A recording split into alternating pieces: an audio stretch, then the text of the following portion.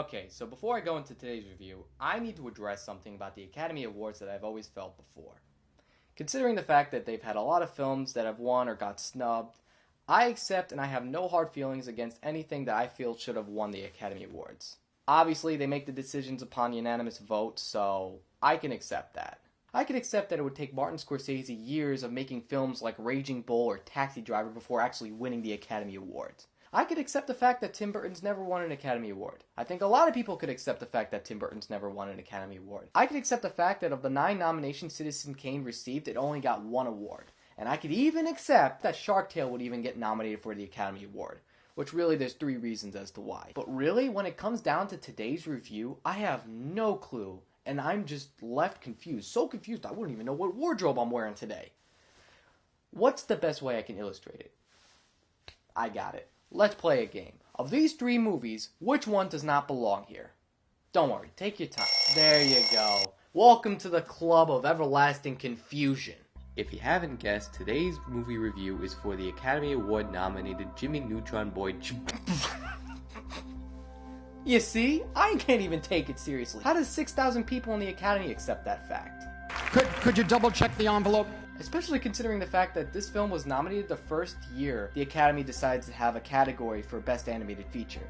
There's been a category for Best Short Animated Feature for a while now, so this is the first time the Academy would recognize feature-length film. And you've got such a variety of choice: stop motion, cutout, hand-drawn, and computer animation.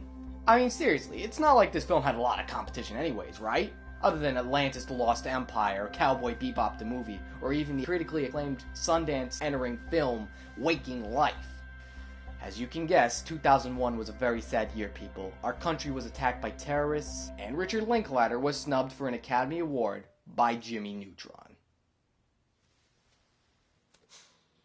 Well, if you want to know what this film's plot is, it's very simple. I'll put it in layman's terms in a way that most kids and adults see this film as well. Oh, Jimmy wants to have fun with his friends, but his parents want him to stay home on a school night. Which begs the question, if the kid's a boy genius, why does he still go to school? And as a matter of fact, why is the title called Jimmy Neutron Boy Genius? Jimmy Neutron Boy Genius is like saying Boy Genius, Boy Genius. Well, I guess Ren and Stimpy had it wrong the whole time. It should have been called Ren and Stimpy Cat and Dog. But Jimmy sneaks out and has fun, wishing that his parents never existed. But what's this? Oh no! All the parents are gone in the town! Hooray! Now Jimmy can have all the fun he wants with overplayed rock tunes playing in the background. Let's go! Excuse me!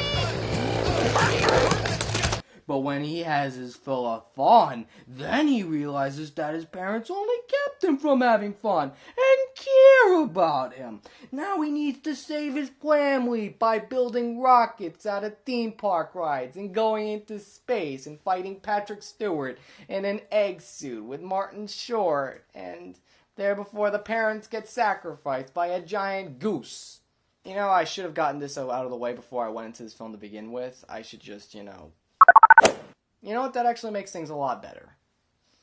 So when I first saw the previews for this film, I was definitely not impressed. And considering the fact that I was in the 5th grade, at this point I was still watching animated features. But when this film came out, everything about it just looked unimpressive and straight to video.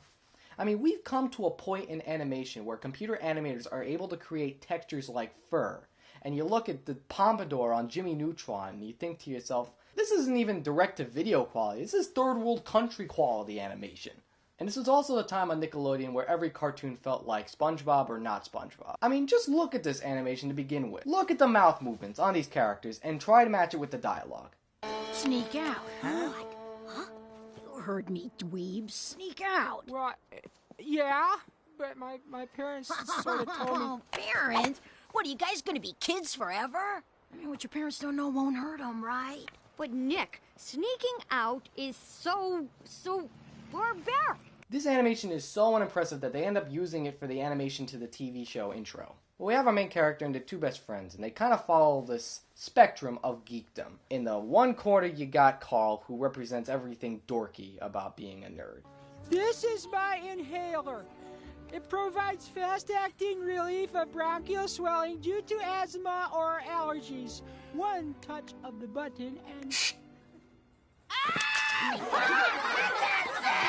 On the other side, you got Sheen, who's this over-excessive kid. She's right. We need to ask ourselves, what would Ultra Lord do? Well, let's think about that, Sheen. Maybe sit on a shelf because he's a doll! He's not a doll. He's an action figure. There's a difference. And trust me, as far as being an over-excessive dork, I don't know where that idea came from. And Jimmy, really, he's the Nickelodeon version of Dexter, except without the charm. And really, this show could definitely use Genndy Tartakovsky's animation. And it could also explain why I'm not so disappointed Patrick Stewart's in this movie. What, Picard doing an animated film like this? Have you seen Pagemaster? Really, is there anything of substance in this film? Anybody could see it being crap. Hey, Jimmy, I see a frog. Okay, that part was pretty funny. But seriously, does anybody see any value? Okay, any more scenes with any fat kids, I'm just totally gonna ignore. Not this scene. Right, so if you have guessed, there's actually a scene coming up in this film that I actually do enjoy. It has to do with the kids' parents being out and everybody's having a good time, and then they're finally seeing all the drawbacks of having all the fun without their parents. And then suddenly, this scene shows up. And so we were gonna see who could eat the most cotton candy. And I won.